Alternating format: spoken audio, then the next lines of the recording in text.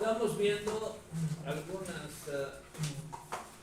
visiones de los idealistas y cómo una determinada manera de entender la ciencia puede dar lugar a admitir que una actividad como puede ser la de ustedes como historiadores sea considerada científica. ¿Cómo entienden ellos la ciencia? Como la penetración en la esencia de las cosas. Ahora, penetrar la esencia, ¿qué supone? Supone superar la apariencia. Es decir, no quedarse con la apariencia que es parte de los acontecimientos, de los hechos, de las cosas, de los objetos que se estudian, pero hay que penetrar hasta el núcleo. Esta concepción tiene siempre una suposición, ¿no? Y la suposición es que hay dos niveles en las cosas, un nivel aparente, un nivel superficial, la piel, por decir así, y una esencia, un núcleo que en general no está tan a la vista. Hay que realizar un esfuerzo racional para conocerlo, aunque también es necesario ver, conocer y trascender, pasar lo aparente. Es decir, hay una concepción de la verdad como algo oculto, ¿no? Como algo que no está tan a la vista y que se requiere un trabajo metódico que permita llegar a descubrirla, y que todo tiene una verdad, por decir así, profunda.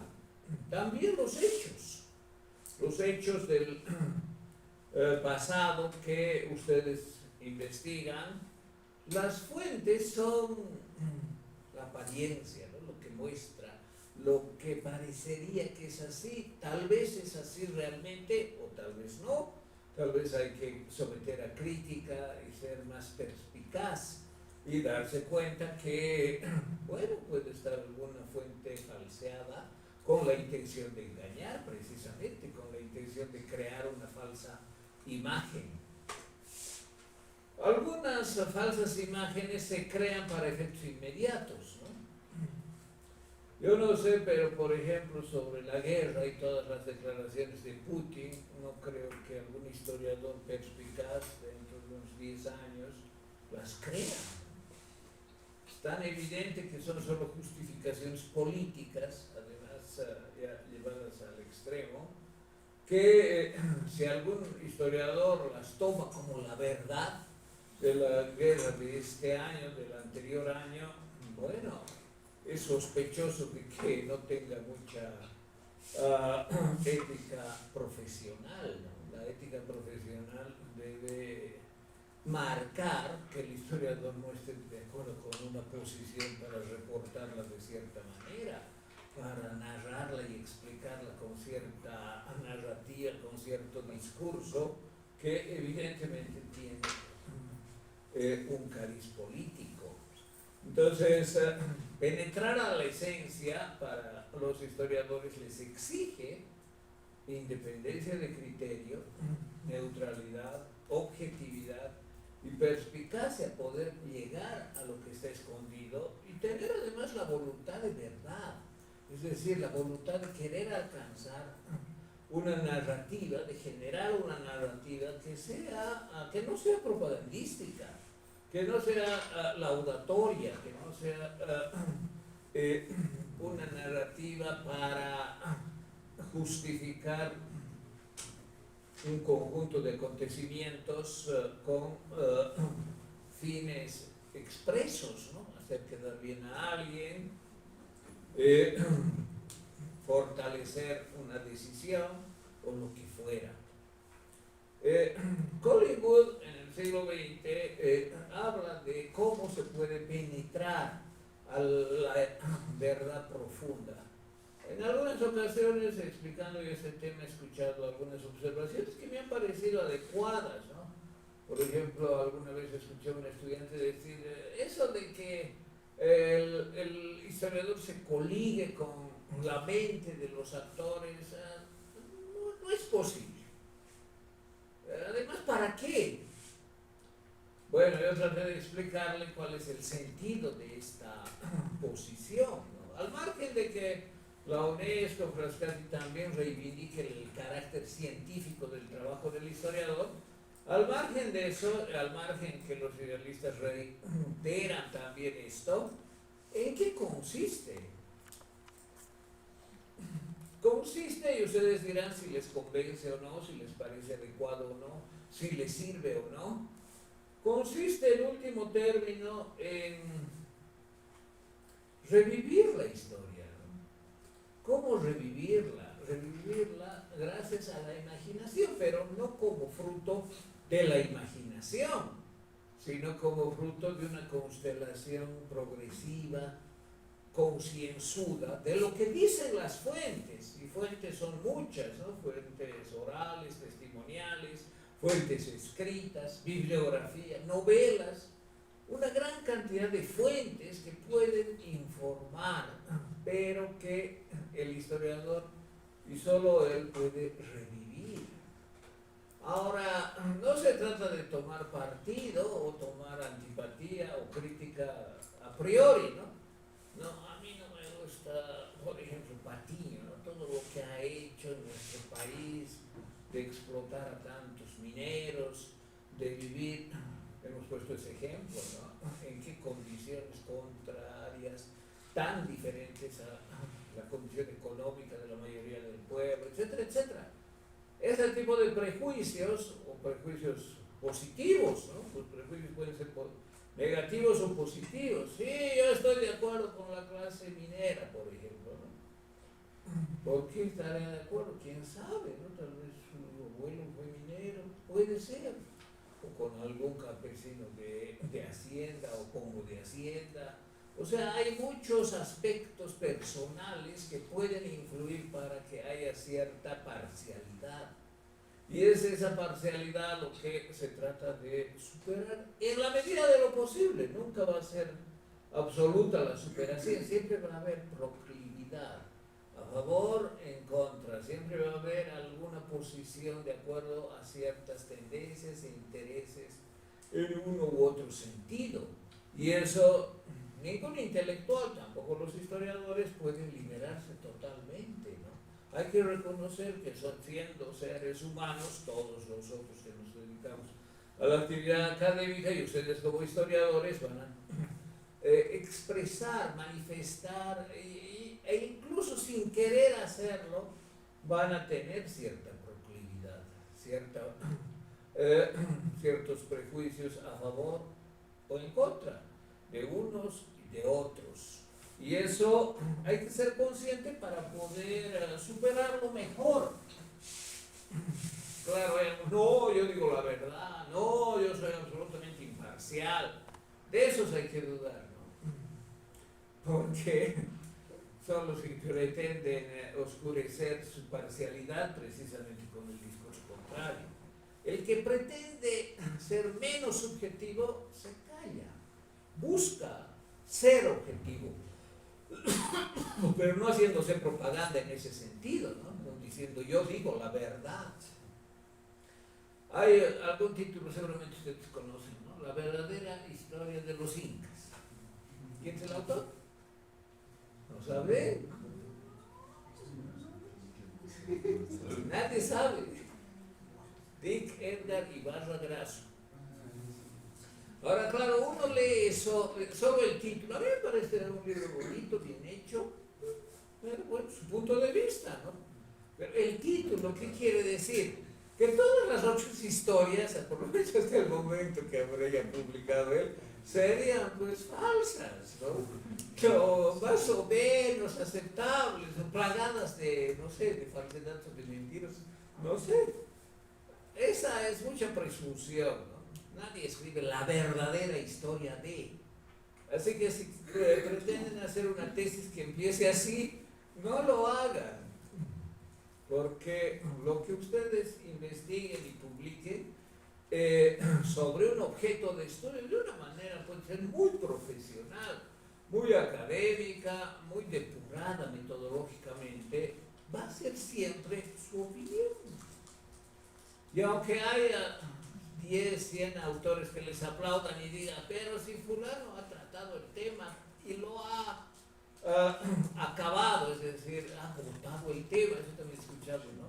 No es así, ningún tema se agota y ninguna historia es la verdadera, digo la, ¿no? No estoy diciendo que sea falso, estoy diciendo que es una opinión que posiblemente tenga mucho de verdadera, es decir, que muchos contenidos de esa opinión sean verdaderos, pero no es pues la verdad, ni la verdadera historia de, dando a entender que los otros no valen nada, no es cierto, ¿no? Todos tienen valor, incluso el más fanático, el más recalcitrante, el más antisistémico, el más antiacadémico, por ejemplo, Huáncar, ¿no? Este libro estaba suyo, que realmente se echa contra todos los historiadores del país, ¿no? Y dice que escriben en falsedad. Él es el extremo. Incluso él expresa algo de verdad, fíjense. ¿Qué verdad expresa? Expresa lo que siente un académico como él. Y eso es verdad. O sea, cómo, al margen de que lo que diga haya pasado o no, cómo se apropia del pasado un académico del siglo XX con tanta frustración, con tanto dolor, con tanto desprecio, con tanto odio. Eso es evidente, ¿no? Entonces, claro, eso, por ejemplo, muestra su libro. Ahora, lo que dice también de alguna manera se puede aceptar, ¿no? Que la historia siempre ha sido escrita por las clases dominantes y haciendo quedar bien a los gobernantes y han ignorado a los pueblos nativos, especialmente a los aymaras. Bueno, de alguna manera es verdad, fíjense. Entonces, incluso el más recalcitrante historiador, el que está contra las academias, una academia, dos, tres, que hay varias, ¿no? No es solo una, tiene algo que decir que yo puedo tomar en cuenta, ¿no? Es decir, puedo tener en cuenta como algo que me está mostrando lo que es también mi profesión, mi gremio y mis colegas. Como hay otros, claro, que con un cargo dado por el dedo del poder nunca van a ser críticos a ciertas tendencias, a ciertos hechos, eso también es cierto. Entonces uno debe tener absoluta claridad de quién es quién y cómo están amarradas sus manos, por ejemplo, para la crítica, o cómo respiran por las heridas, escribiendo lo que escriben. Incluso en esos casos hay valor en lo que dicen. Y claro, uno no debe ir haciendo propaganda diciendo yo escribo la verdadera historia de, ¿no? O lo que yo digo es la verdad objetiva. No, siempre hay subjetividad, siempre hay intereses, siempre hay tendencias de una y otra, de uno y otro color, de una y otra forma. El autor aquí señala algunas recomendaciones, ¿no? ¿Cuáles son las recomendaciones? Por ejemplo, revivir en mi mente, y gracias a la imaginación y la cantidad de información que tengo de fuentes escritas, orales, etcétera, la mente de los actores, no solo de uno, no solo de una clase, no solo de un grupo, sino de todos los que concurrieron en un escenario y en un lapso. Siempre los cortes son fundamentales, ¿no? Y si yo puedo, por ejemplo, recrear en mi mente lo que se vivía hacia los años 50 en Bolivia, voy a entender mejor, más que entender qué es conocer datos, voy a comprender. ¿Y qué es comprender? Es sentir lo que sintieron, que es otro nivel de vinculación con los hechos. No es solamente saber, no, tal fecha se firmó la reforma agraria en el campo de María Barzola, 2 de agosto de 1952. Puedo saber todo, son datos, ¿no? Está bien, tengo que saber y tengo que conocer el detalle de lo que dice la reforma agraria, etcétera, y la ideología que había antes. Todo eso está bien, es necesario, es imprescindible, y debo ser absoluto conocedor de los acontecimientos en detalle. No puedo prescindir de nada. Y eso, fuentes escritas, fuentes bibliográficas que son siempre indirectas, secundarias, etcétera, testimonios, pero llegar a lo esencial, llegar al sentimiento de los actores, a su subjetividad, qué querían realmente. Yo tuve ocasión de tener amistad hace muchos años con el hijo de Yuflo Chávez, ¿no? No sé si saben quién era Yuflo Chávez en la revolución, ¿no? Y su padre le había contado que, por ejemplo, la reforma agraria se decide por un voto en el interior del MNR, en su cúpula, que casi no se decide. Imagínense, esas cosas había, ¿no? O sea, no era una ideología que todos estaban de acuerdo, que todos iban a realizar y que se plasmaba reforma agraria, nacionalización de las minas, reforma educativa, ley de ciudadanía. No, había luchas internas y también vínculos, porque claro, si están en contra es que tienen vínculos, ¿no? Tal vez no sean ellos gamonales, es decir, los dueños de Hacienda, ¿no? Pero tendrían vínculos, ¿qué vínculos familiares, por ejemplo? Vínculos también de interés económicos, ¿no? De la forma más prosaica. Entonces, los hechos tienen siempre vericuetos, y claro, tener información, tener la posibilidad de revivir esos acontecimientos en lo que fueron, es comprender la esencia de los acontecimientos, es llegar a la verdad de lo que ha pasado. Y bueno, si yo digo eso, si he llegado, otros también pueden llegar, sí, y pueden complementar, sí, y pueden dar lugar a una visión más completa, más vívida, en la que todos los demás datos se integran como parte de una totalidad en que lo esencial se expresa en lo aparente. Esa es una frase hegeliana. La esencia está en la apariencia. Cuando se logra constelar lo aparente a partir del núcleo y de la esencia, que adquiere sentido también viéndose en lo aparente, se ha llegado a la esencia, se ha llegado a la verdad de las cosas. Y eso, bueno, no lo voy a hacer yo solo, lo haremos entre varios, que nos coligaremos en un proceso largo de construcción colectiva, viendo propósitos, intereses, viendo prejuicios, viendo ideologías, viendo sentimientos, viendo frustraciones de la gente, de los actores, o ambiciones, ¿no? Se dice, por ejemplo, que Hernán Siles Oso no era nada ambicioso, por eso él dirigió aquí, lo mandó a llamar a asistencia de la Argentina, ¿no? Porque si era un poco más ambicioso, decía, no, aquí yo voy a ser presidente, yo estoy dirigiendo, yo estoy en la pomada, ¿no? Que era la insurrección del 9 de abril. Entonces, bueno, el carácter, ¿qué sería? Tal vez se sentía menos al lado del mono, ¿no? Así lo llamaban a Paz Estenssoro, y así es el conejo, ¿no? Tal vez tenía sus modos, todo era bastante provinciano, ¿no? Bueno, entonces fíjense que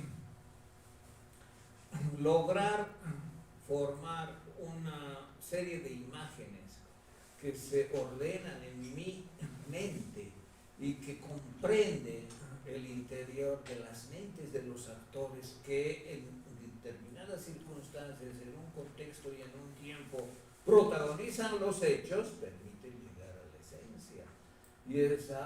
Y ese trabajo es científico. Esto evidentemente está en contra de reducir la historia como trabajo profesional a una simple colección cronológica, ¿no? En tal fecha pasó tal cosa, tal otra. Los fabriles de Villa Victoria se levantaron, tomaron tal cuartel, etcétera, etcétera. Puede estar bastante bien. Está bien, hay que conocer, todos hay que conocer bien. El historiador tiene que conocer y dominar no una cronología mal hecha, sino él mismo incluso tiene que construir una cronología exhaustiva con todos los detalles que pueda reunir, pero eso no es suficiente. Es necesario, pero no es suficiente. Tiene que formar en su conciencia según esta concepción, ¿no? Y así su discurso es verdadero. Bien, quería remarcar esto con lo que acabamos, estas diapositivas y esta parte de la materia. No sé si tienen alguna pregunta. Sí, adelante, por favor. Con respecto a eso de al llegar a la esencia, que también es ver también las fuentes y demás. Ahora vivimos en ejemplos, por ejemplo, lo que decía del COVID, que con la opinión pública también se desacreditan las mismas fuentes, ¿no? O la misma información. O por ejemplo, he visto una película hace un tiempo de un señor en Inglaterra que fue hasta un juicio tratando de probar que el holocausto nunca pasó, ¿no? Y a pesar de que las fuentes están ahí, a pesar de que hay información, hay opiniones que pueden desacreditar incluso la fuente, y ahí como historiadores, ¿cómo podemos mantenernos, digamos, cerca de esa esencia, digamos?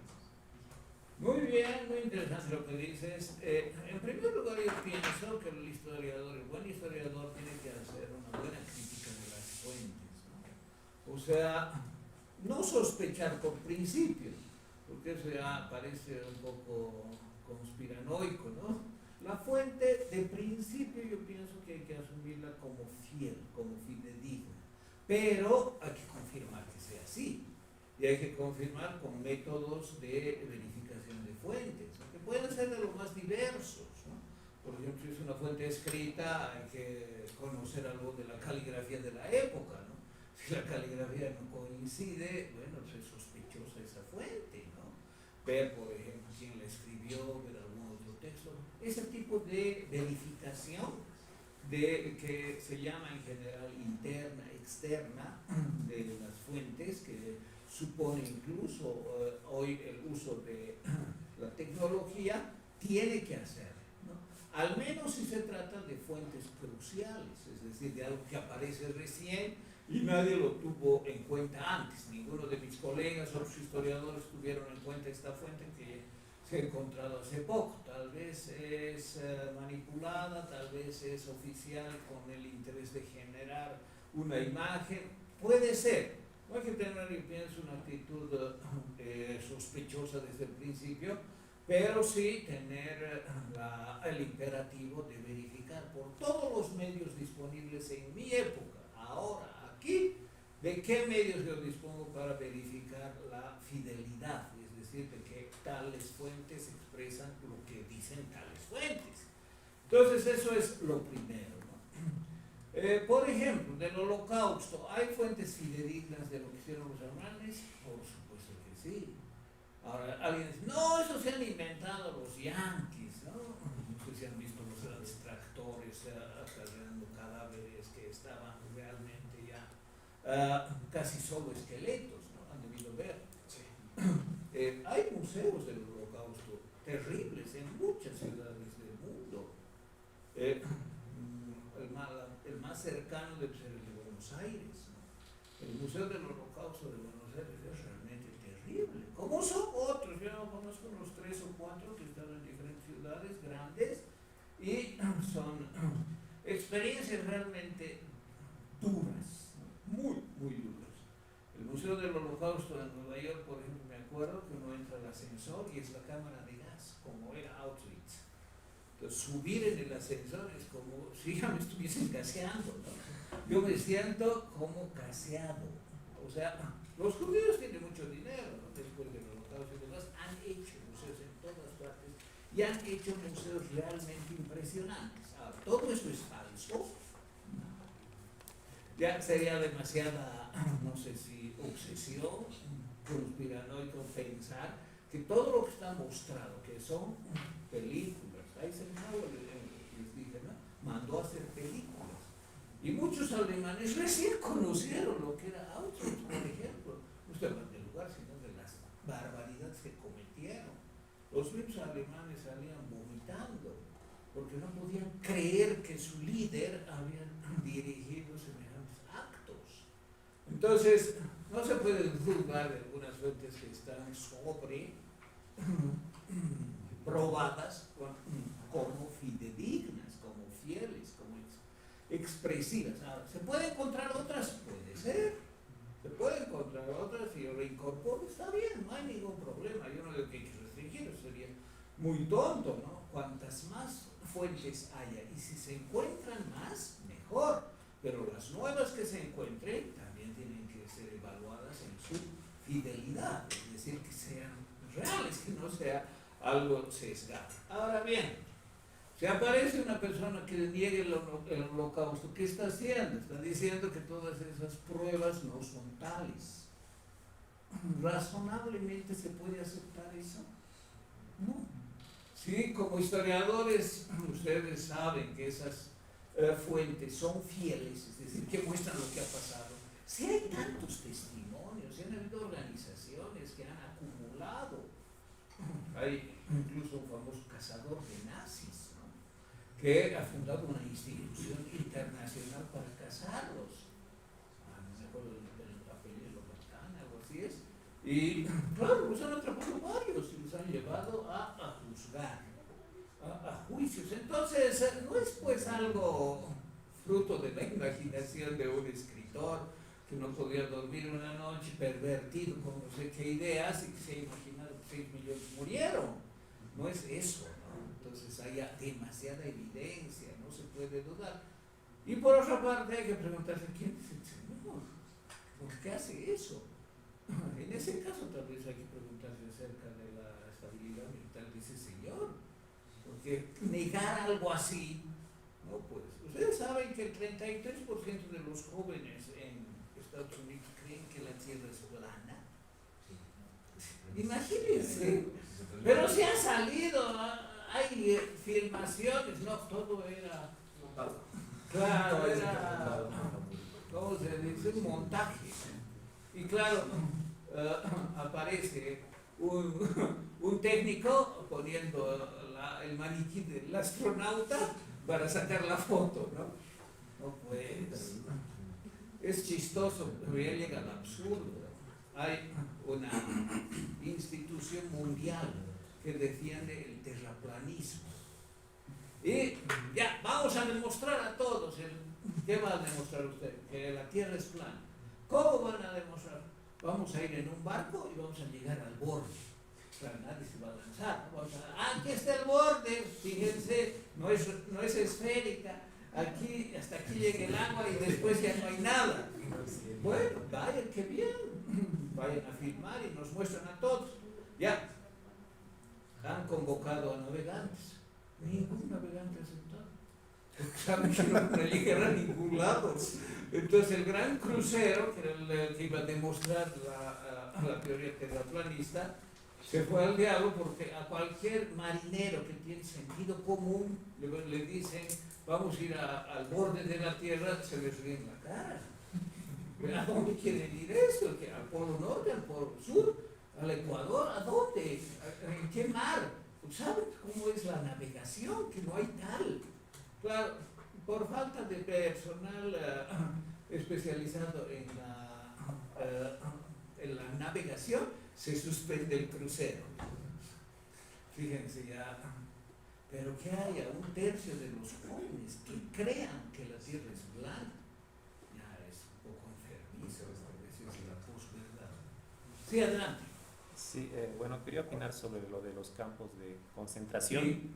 Tengo una compañera de comunicación social que viajó a Europa y hizo un reportaje pequeño y me contó que en las paredes habían como marcas de uñas, ¿no? Hay ese tipo de información también, ¿no? Las marcas que han dejado las personas en esos lugares en los que estaban hacinados, ¿no? Y también dejan elementos, ¿no? Tal vez de tortura, ¿no? O dispositivos que han utilizado. Tratan de que la fuente esté lo más limpia posible en relación al momento en el que han pasado las cosas, ¿no? Entonces hay todo eso, está todo eso ahí. Y permite reconstruir también. Claro. Muy bien, gracias. Sí. De mí mi pregunta era si en este reto de llegar a la esencia también no es, puede ser útil tomar mano de esto de lo que la lógica ofrece, ¿no? Esta clasificación de falacias para ir reconociendo ciertos argumentos que tienen peso, pero que en realidad puedes mirar con las fuentes o el tiempo dirá que no son válidas. No sé si será algo que ayude a la coligación, estas Muy bien lo que falacias. dices. Este autor, yo creo que ya lo ve. No sé qué pasó aquí, a ver un momentito. Collingwood es inglés, ¿no? Y los ingleses tienen pues una muy fuerte propensión al sentido común, que a mí me parece extraordinariamente saludable. A los ingleses no les gustan los alemanes, porque los alemanes escriben libros de 1000 páginas titulados Prolegómenos para la introducción al problema de, o sea, se supone que es como una antesala de la introducción para comenzar a tratar, no pues, y son especulaciones y especulaciones. No, los ingleses, primero el sentido común.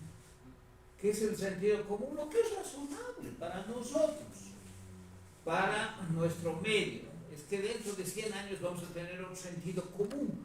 Puede ser, pero por ahora razonablemente aceptamos esto.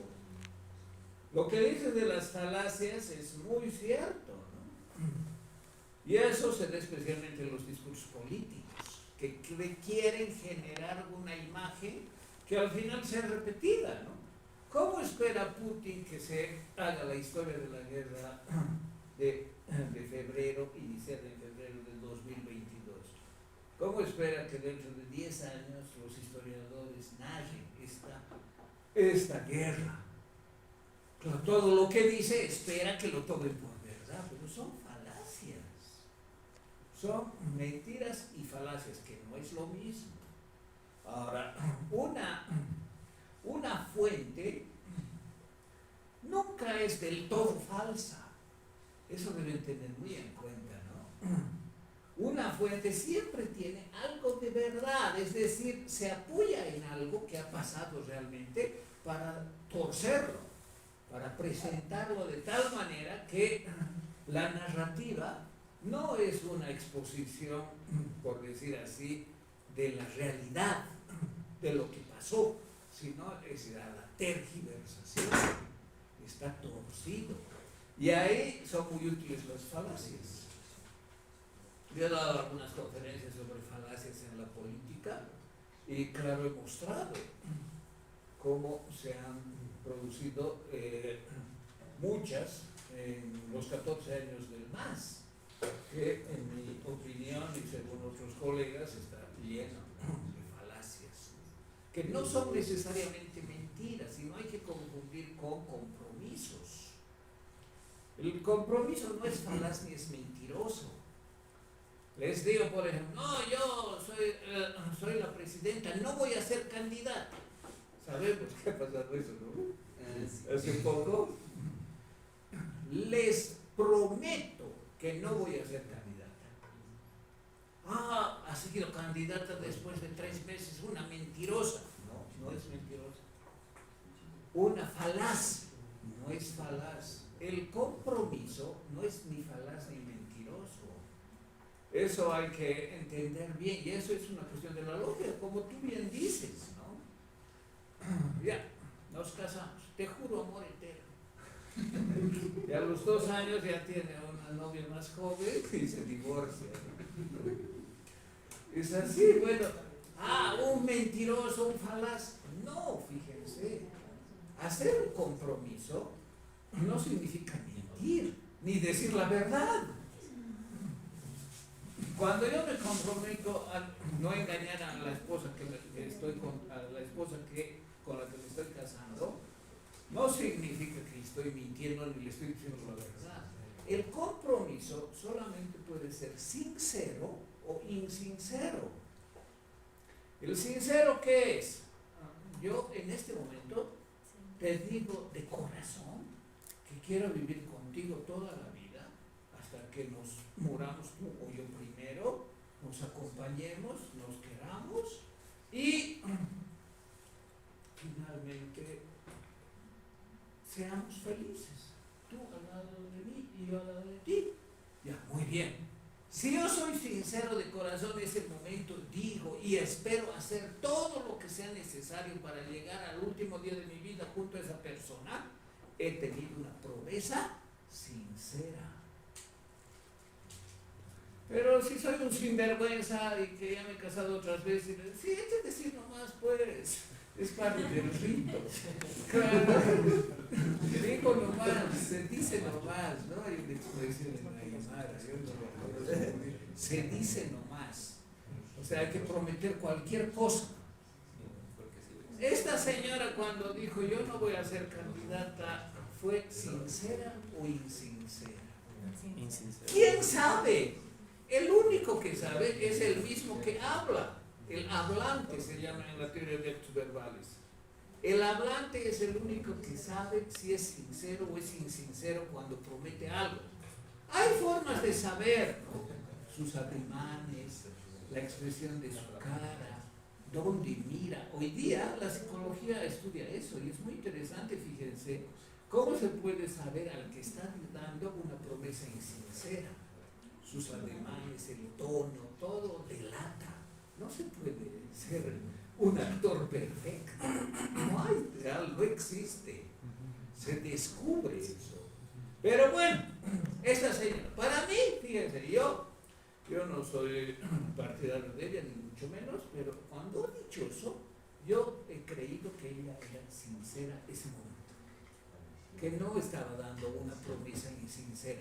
Como el que dice, sí, pues ya nos vamos a casar, sí acepto, sí, amor eterno, sí, no me lo voy a engañar, sí, no me voy a divorciar. No es esa actitud, ¿no? No es la actitud del que da una promesa insincera. Yo creo que era sincera. Ahora, ¿por qué cambió? ¿Por qué se volvió? ¿Quién sabe, no? Tal vez débil de carácter, tal vez no entendía lo grave que es empeñar la palabra. O sea, ¿cómo vas a ser candidata si tú has dicho que no ibas a hacer? Eso alguien tiene que decirle. Tal vez nadie le ha dicho, o le han dicho lo contrario, ¿no? Sí, ahora todos te van a apoyar, ser candidata, vamos a quedarnos 5 años en lugar de 2 meses. Puede ser. Entonces, fíjense que haya cambiado después, no significa que haya mentido el momento que haya formulado la promesa o el compromiso. Significa que ha cambiado por otras circunstancias que han valido más para esa persona que el valor de su propia palabra. Y eso es penoso en un político, que diga lo que sea en un momento y después diga lo contrario. No voy a ser candidato y después de dos semanas diga, sí, ahora veo que me van a apoyar y voy a hacerlo. Eso no es tener respeto por uno mismo y su palabra. Y ahí ha perdido credibilidad. No sé si se acuerdan, tenía mucho apoyo, ¿no? Años. Y lo perdió el apoyo por esas veleidades. No debería haber veleidades para los políticos y la sociedad civil debería juzgar. Este no tiene palabra, este tiene palabra, ha cumplido lo que ha dicho. ¿Sí algo quería hacer? Sí, doctor, ahí me quedó la duda y volviendo al ejemplo igual de los dos compañeros, Ramiro y Mauricio, ¿qué pasa cuando, habiendo fuentes, se escogen unas particulares, digamos, y si bien no se niega el resto de la información, se construye una perspectiva, digamos, distinta? Por poner un ejemplo, en la misma situación, se pone que, por ejemplo, son ante todo los norteamericanos y los ingleses los que vencieron a la Alemania nazi, causaron la mayor derrota militar a partir del desembarco en Normandía, pero que es una cosa, digamos, reciente, es una cosa de trabajos teóricos de los últimos 30 años, 40 años, y no así contradiciendo a historiadores norteamericanos previos que señalaban que más bien el mérito, por ejemplo, de vencer a la Alemania nazi y acabar con el holocausto correspondía a los rusos en ese momento, y más bien el mérito americano podría ser más bien la derrota del imperio japonés. ¿Cómo se puede plantear ahí el tema de llegar a la esencia? Porque no se niegan las fuentes, pero se las digamos, sí, como que se las una cosa así. Entiendo lo que dices y pienso que siempre hay una posición del historiador. Como estamos diciendo, el historiador no es un periodista. El periodista se reduce, aunque ahora no, a hacer la cronología. Está bien tener cronología, hacer cronología, conocer la cronología exhaustivamente. Muy bien. Pero que haya un mensaje, aunque sea implícito, como tú dices, ¿no? Los grandes héroes de la Segunda Guerra son a los americanos y los ingleses. Esa ya es una posición política del historiador, diríamos, sesgada. Los hechos pueden mostrar que efectivamente los alemanes han cometido cosas inenarrables, ¿no? Acciones brutales, crímenes de lesa humanidad. Ya, pero de eso llegar a establecer que los grandes salvadores han sido A o B, sean rusos, americanos o lo que sea, ese es un discurso político del historiador. Yo pienso que un historiador objetivo tiene que mostrar lo que razonablemente, como decía acá el compañero, según el sentido común se puede concluir. ¿Qué se puede concluir? Claro, por ejemplo, que los rusos llegaron antes a Berlín y que tomaron el cadáver de Hitler y que, bueno, también cometieron inenarrables violaciones. O sea, todo lo que pasó realmente. Y los americanos también, en Francia. Las violaciones de los americanos en Francia han elevado el índice de natalidad 9 meses después de la llegada a Francia. Entonces, todo eso es parte de la realidad. Entonces, reducir y decir, ¿quiénes han salvado al mundo de la Segunda Guerra Mundial? Yanquis unos, otros ingleses, otros rusos, es pues caer en un simplismo propagandístico. Y eso es lo que hay que evitar. Estos hechos no son solo sucesión de acontecimientos, sino son conjunto de procesos complejos. Y claro, unos han cometido desmanes y otros también, y algunos peor. Pero bueno, también han habido acciones heroicas, ¿no? De unos, de otros, y eso es no tener prejuicio, porque si yo tengo prejuicio, sesgo la selección de fuentes, es lo que tú dices, ¿no? Eso es, al final, ¿qué pasa cuando un historiador hace eso? Que aparece otro y lo denuncia, pues lo desenmascara. Y eso es lo que deben hacer. Ustedes como historiadores también tienen que desenmascarar al sesgado, al parcial, al que solo elige ciertas fuentes y decir, hay estas otras que fulano no las tiene en cuenta. Y hay esta evaluación que contradice a estas otras evaluaciones que fulano no las toma en cuenta. Entonces, ser historiador es estar en una teórica, intelectual, académica, en la que no se trata, como piensa Althusser, por ejemplo, no, siempre hay que defender al proletariado contra los burgueses, contra historiadores burgueses, historiadores proletarios, es decir, a favor del proletariado, contra filósofos burgueses, y así, contra todo lo que sea intelectual de la burguesía. Hay que soliviantar a los que sean intelectuales que se enfrenten. No, pues, eso es dogmatismo. Eso es un dogmatismo que, ¿a qué lleva? A que cada uno se encaracole en su propia tribu. Así es. Y eso no lleva avance académico alguno. Lo académico debe desenmascarar, aunque sea mi amigo, te has equivocado, estás sesgado, estás obnubilado, ten en cuenta esto. Y si yo hago lo mismo, espero que otros me desenmascaren, porque puede ser que yo lo haga incluso sin querer hacerlo. Eso también pasa, no es que todos tienen una mente maléfica o hay un genio maligno, al estilo de Descartes, ¿no? Que opera ahí en las sombras de la maldad, haciendo que aparezcan los falsos historiadores. No hay que tener esas ideas conspiranoicas. Hay que tener una concepción de que mi trabajo debe ser limpio. ¿Qué quiere decir limpio? Yo quiero ser neutral, yo quiero ser objetivo, yo quiero llegar a la verdad, pero al mismo tiempo, aunque trabaje muchos años con este tema y publique el trabajo de doctorado de 20 años, es posible también que me equivoque en algunas partes, que sea parcial en otras, es posible. Y voy a tener la hidalguía de reconocer a mi colega que me lo hace notar. Y siendo historiador también tengo que mostrar a mis colegas, aunque sean compañeros de curso, que optan por posiciones que no son éticamente válidas y académicamente solventes.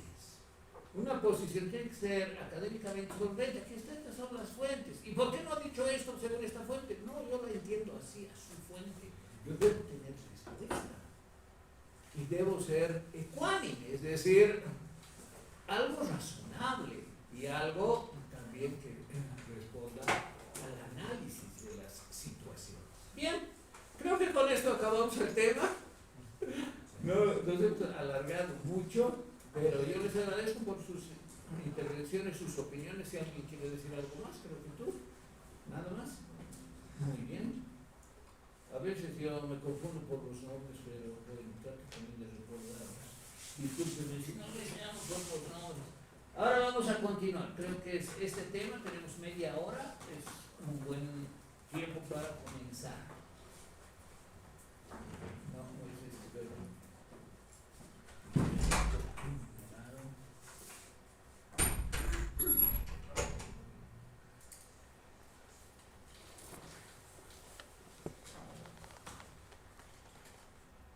Aquí está la filosofía o la epistemología del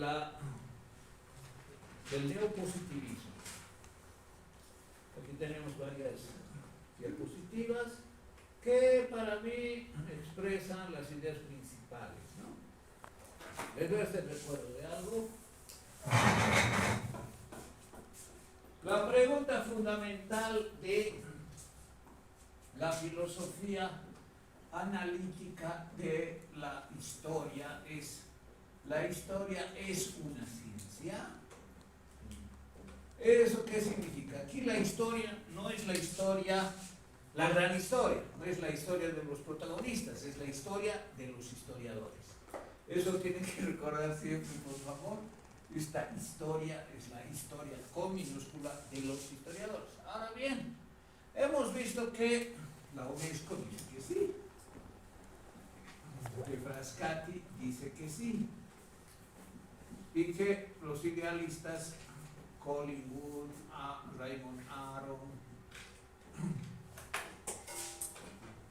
Croce dicen sí. La historia de los historiadores, lo que hacen ustedes es una ciencia. Bien, no vamos a entrar a los argumentos, no vamos a desarrollar las posiciones. ¿Por qué al final los historiadores hacen ciencia? Porque al final llegan a la verdad. ¿La verdad qué es? Es lo que yo digo, como es la realidad, cuando la realidad es así. Eso debe quedar muy claro, ¿no? ¿Qué es la verdad? Es lo que yo digo de la realidad, como es la realidad, cuando la realidad es como yo digo que es. No es un trabalenguas, ¿lo entienden? ¿Cierto? Entonces, si yo digo, por ejemplo, este folder es rojo, lo que estoy diciendo, este folder es rojo, es verdadero, porque en la realidad este folder es rojo. Pues lo que digo es verdadero o falso. Si yo digo, este folder es azul, es falso. ¿Por qué? Porque en la realidad este folder es rojo. Y si yo digo este folder es azul, estoy diciendo algo falso. Cuando el historiador dijo esto pasó, y pasó realmente eso, dice la verdad, y por lo tanto su trabajo, según la metodología del historiador, puede ser considerado ese trabajo científico. Ahora, ¿qué dicen los neopositivistas? El neopositivismo dice que en general es más no que sí. Es un poquito que ellos dicen la verdad, pero en general no se puede considerar la historia como ciencia. ¿Por qué? Porque la ciencia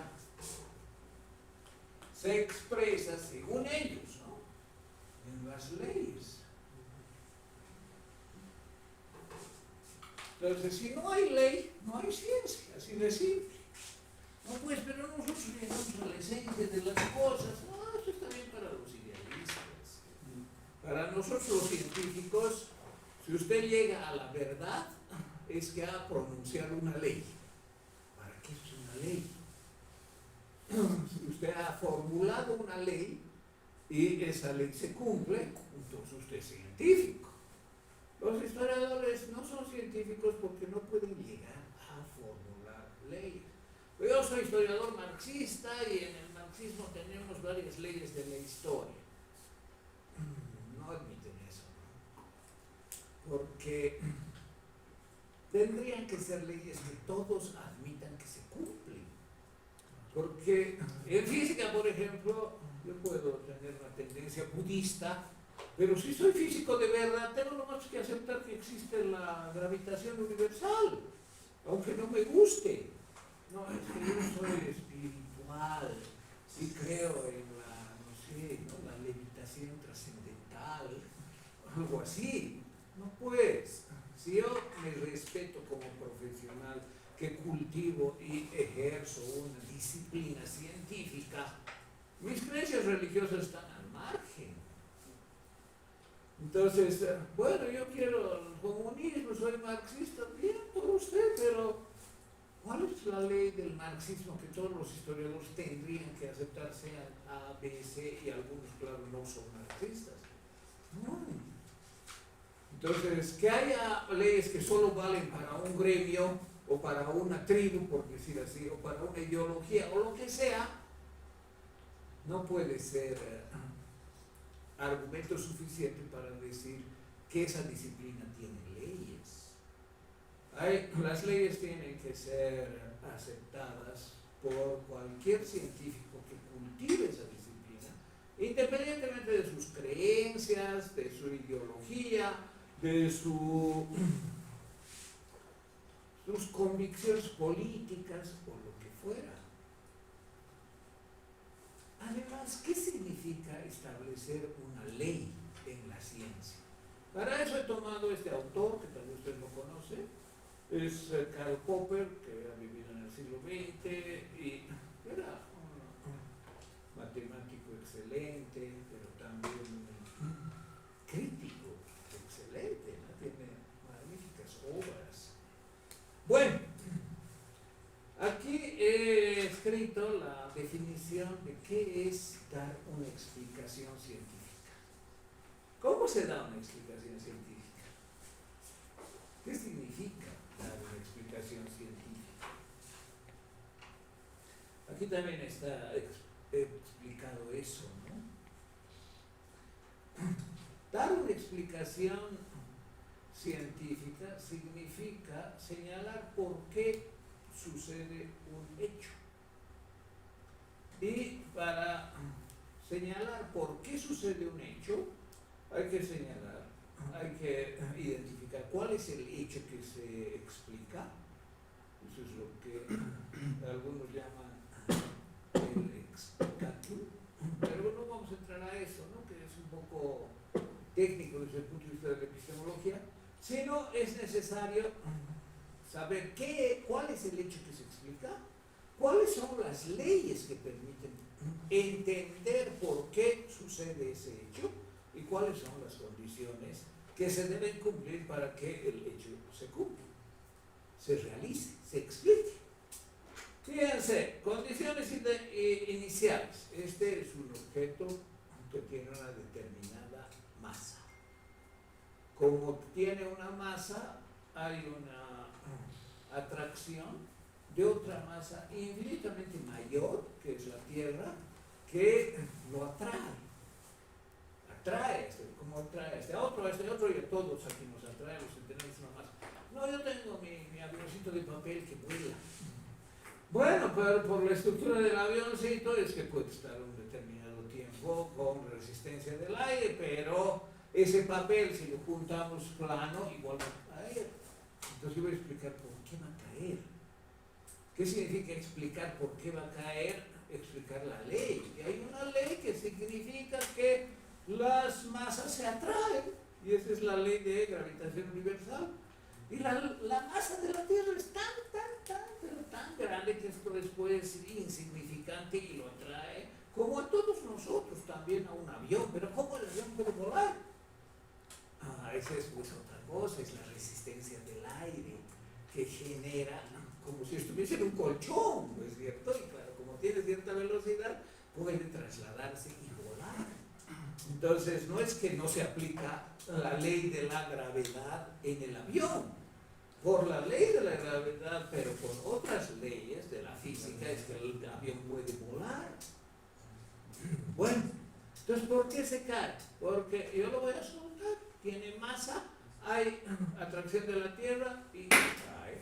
Fíjense, no permanece flotando. Entonces, ¿cuál es la ley? La ley es la ley de la gravitación universal de Newton. Fíjense, una ley de hace ya casi 3 siglos, ¿no? No es algo reciente, no es algo de Einstein, no, es algo bastante antiguo. ¿Cuál es el hecho? ¿Cuál es el efecto? Que caiga, que se produzca. Y fíjense, aunque no lo va a caer ahora, yo puedo predecir, y digo, en cualquier parte de este planeta, cualquier persona que sostenga un objeto como este, claro, no es un objeto liviano, no es un objeto con una estructura que permite flotar, que tampoco es indefinido, sino es con cierta forma, con cierto peso, va a caer. Y predigo que siempre que lo suelte, ¿qué significa que lo agarre? Que estoy ejerciendo una presión mayor a la que ejerce la atracción de la Tierra para que caiga. Y cuando lo suelto, ya no hay esa atracción de la Tierra y por lo tanto esa fuerza se aplica y cae. Bueno, entonces, ¿qué explicaba? La caída de un objeto. ¿Cuál es la ley? La ley de la gravitación universal. ¿Cuál es la condición? Que debe tener una masa, que debe tener una forma y que debe estar sostenido en el aire de alguna manera. Porque también puedo sostener de otra manera, ¿no? Cuando pongo aire muy fuerte, un objeto puede permanecer flotando. Depende también de su forma. Entonces, fíjense, hacer una explicación científica significa siempre para los positivistas, por ejemplo, recurrir a una ley universal o a más de una ley y señalar que en estas circunstancias, en estas condiciones, con esta ley, porque esta ley se cumple, va a pasar esto o pasó esto. ¿Sí? Explico por qué cayó o también predigo que va a caer. La ley científica no solamente explica lo que pasó, sino también predice lo que va a pasar si se dan las mismas condiciones y por el valor de la ley. Ahora, en historia eso no existe. ¿Cómo podría existir la predicción de lo que va a pasar? Algunos dicen, no, yo soy tan conocedor que sé lo que va a pasar. Tan conocedor de que del pasado.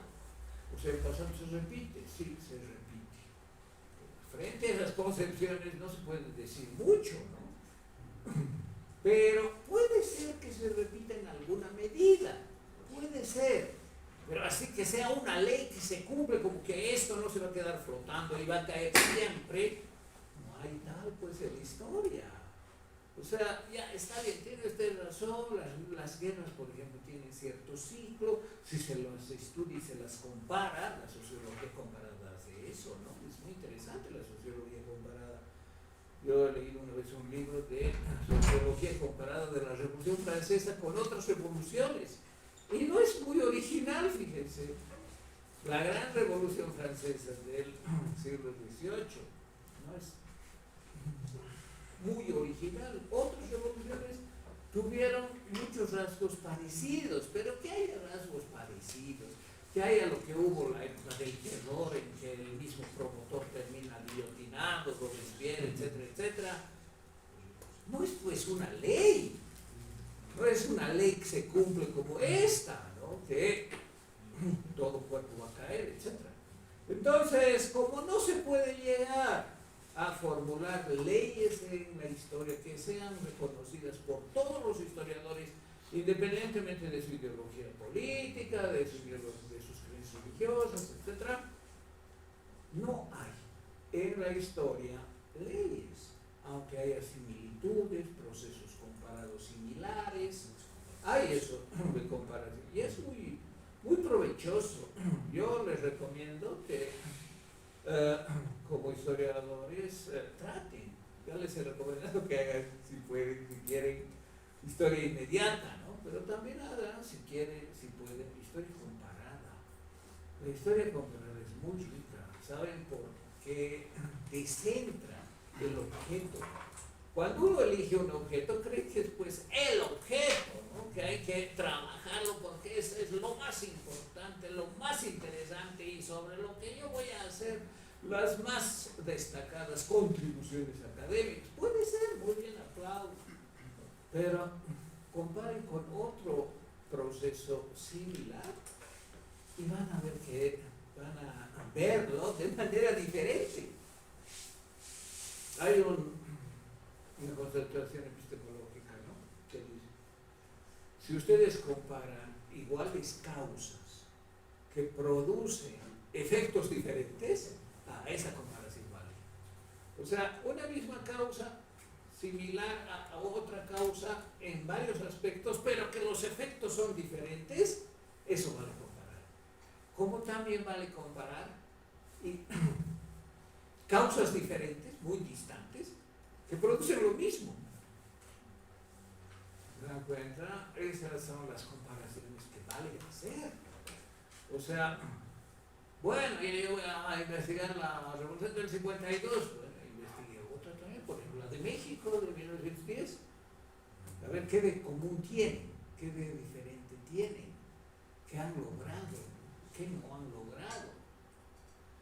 Entonces, hacer esas comparaciones no es muy habitual en nuestro medio, pero desde el punto de vista epistemológico es muy atractivo. ¿Y por qué no hacerlo?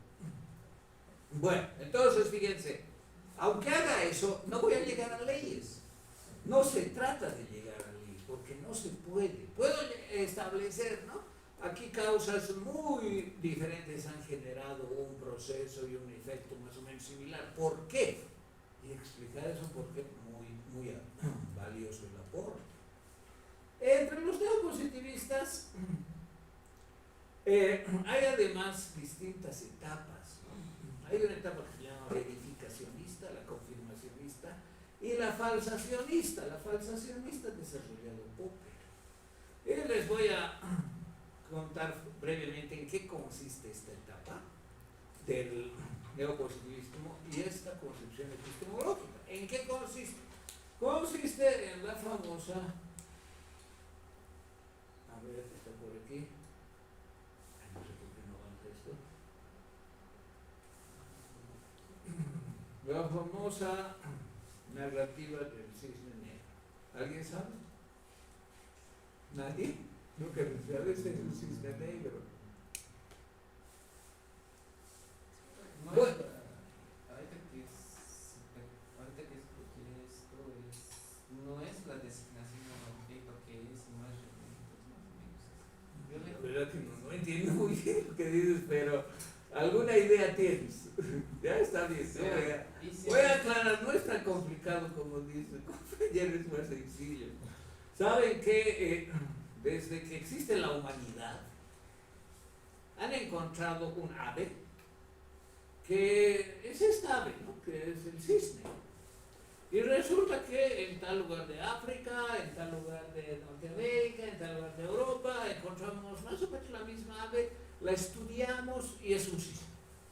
¿Cuáles son las características del cisne? El cuello, el pico, además las características de un ave, ¿no? Ovíparo, bípedo, etcétera, etcétera. Muy bien.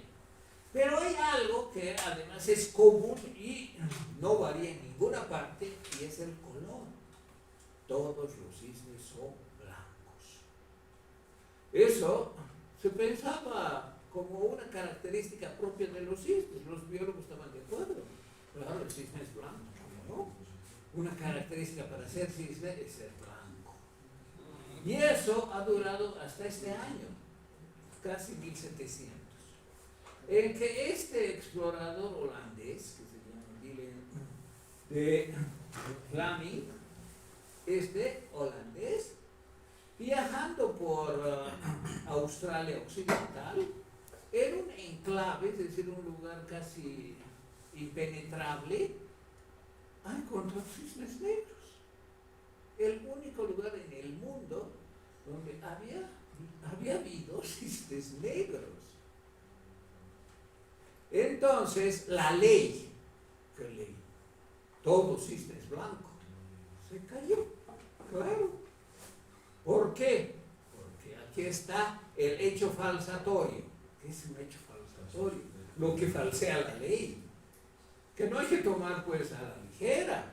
Si yo muestro ante una ley un hecho falsatorio, el científico que lo ha propuesto queda en evidencia como un tonto, porque ha formulado algo que es falseado, con una evidencia total. ¿Cuál es la evidencia? Aquí está.